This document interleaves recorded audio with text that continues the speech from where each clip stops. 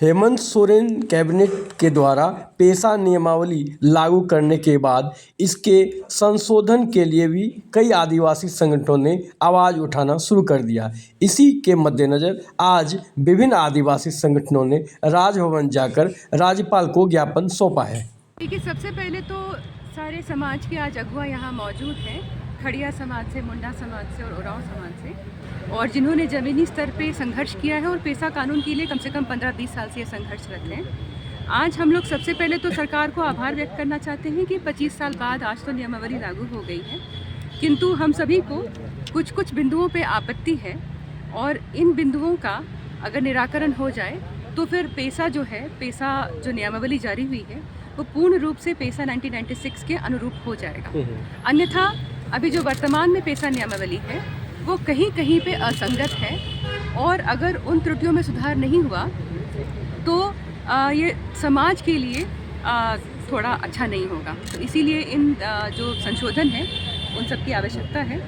क्या संशोधन उसमें चाहते हैं? जी देखिए, सबसे पहले तो ग्राम सभा का गठन है। सबसे शुरुआत तो वहीं से होनी है, ग्राम सभा के गठन से।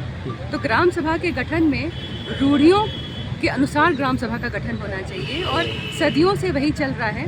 ग्राम सभा पहले से मौजूद है, उनकी पारंपरिक सीमाएं भी पहले से हैं, जिनको अंग्रेज़ों ने भी मान्यता दी थी और आज भी वही अपेक्षा है कि उन्हें मान्यता मिले। हालांकि अभी नियमावली में रूढ़ियों को हटाकर जिला उपायुक्त को मान्यता देने का प्रावधान डाला गया है, जिससे कहीं ना कहीं रूढ़ियाँ जो है गौण हो रही हैं।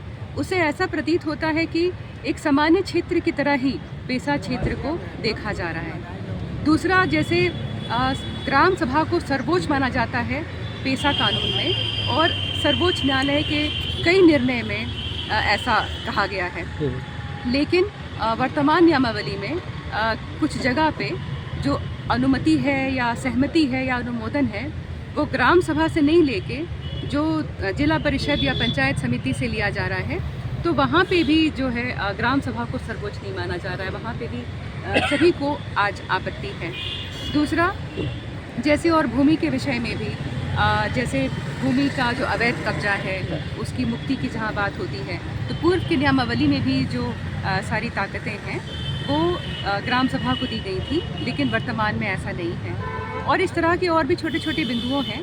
साथ में मैं ये जोड़ना चाहती हूँ कि हम लोग यहाँ पे संशोधन का प्रस्ताव लेकर आए हैं, कोई गलतियाँ ढूंढने हम लोग नहीं आए हैं। और जिस तरह से भारतीय संविधान में भी कम से कम 100 से अधिक बार संशोधन हो चुका है, तो संशोधन होने से बेहतर होगा। तो हम लोग इस नियमावली को और बेहतर बनाने के लिए सरकार को सुझाव देने आए हैं, हम लोग कोई गलतियाँ ढूंढने नहीं आए हैं।